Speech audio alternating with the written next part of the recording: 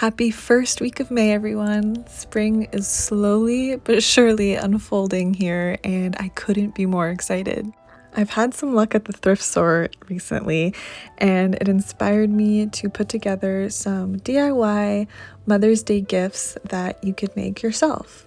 And I only say Mother's Day because that's the holiday that's coming up soonest for me. I know some countries already celebrated Mother's Day, but you could just make them for a friend, for a birthday, or even for yourself. I know personally I wouldn't give these to my mother because they're just not her, they're not her taste, but I would love to receive them as a gift, so keep watching. So these things I'm gonna keep, but I found them at the thrift store, this beautiful jewelry box, which I don't need another one. I already have one that I also thrifted, but it was just too beautiful to leave behind. And this gorgeous teapot and cup. And they have plenty of teapots and teacups at the thrift stores. I think a wonderful idea would be to buy a teapot and put fresh flowers in it and give it to someone as a gift, and they get a teapot and flowers all in one.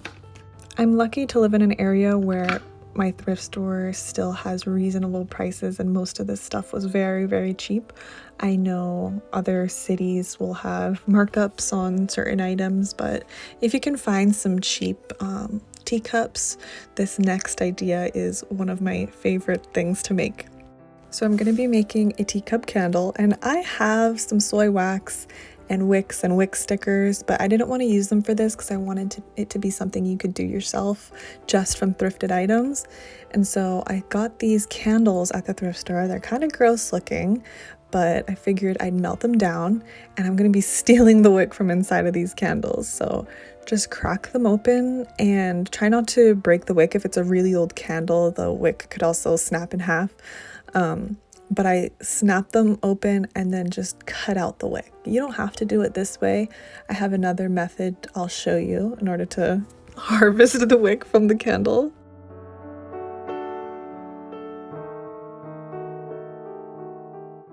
So another way you can get the wick out is to just go ahead and start melting your wax right away and just pull out the wick once all the wax is melted. So I'm doing this over a double boiler. You want to crack it in a couple places so that it can fit inside the bowl. Wait for it to melt and then just pull the wick out.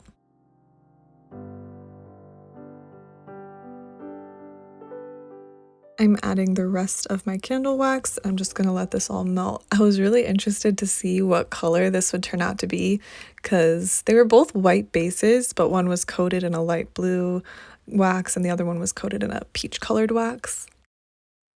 Once you're done, you're going to carefully pour your melted wax into your teacup.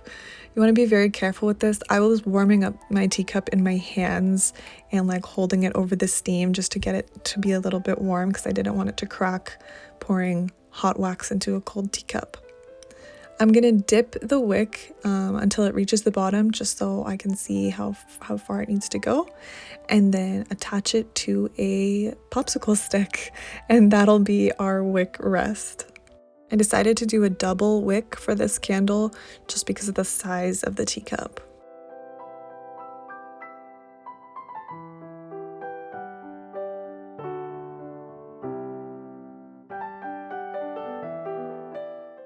Another gift idea I love to do for other people and for myself, to be honest, is embroidering absolutely anything.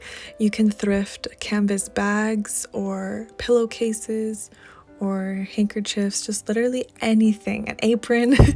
You can find these embroidery hoops. Sometimes you find them at the thrift store, but I just get mine from the dollar store, honestly, and embroidery thread from there as well.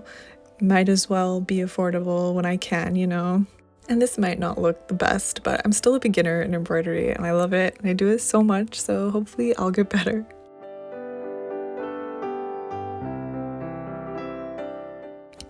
We recently celebrated my husband's birthday and he asked for a cake that was light and refreshing, so I decided to make him a berry chantilly cake, just using an angel food cake, some lemon curd, some Bon Maman raspberry jam, and a chantilly frosting.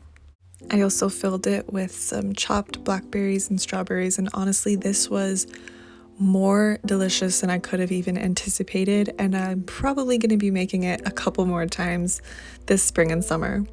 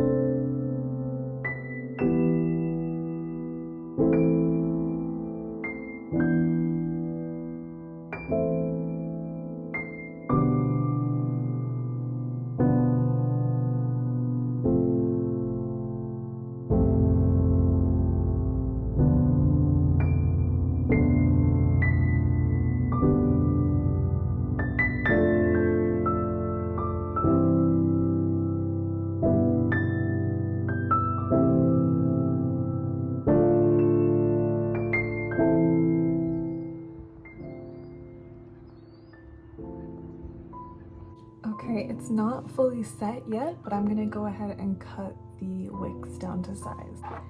And it ended up making this pretty lilac color.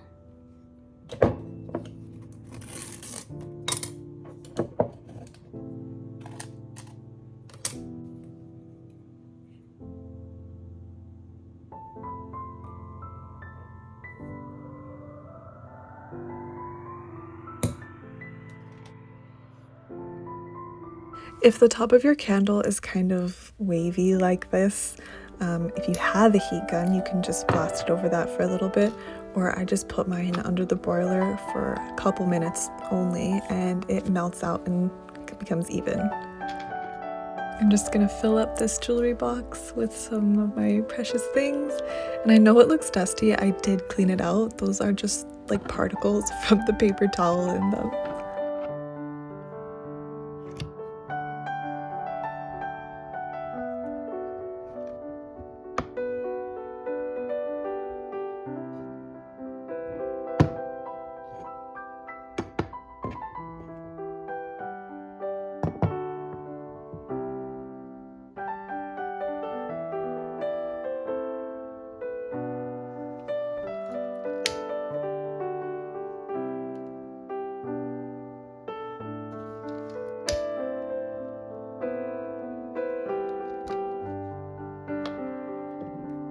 Thank you so much for spending this time with me. I hope you have a happy May and that the rest of your springtime is magical.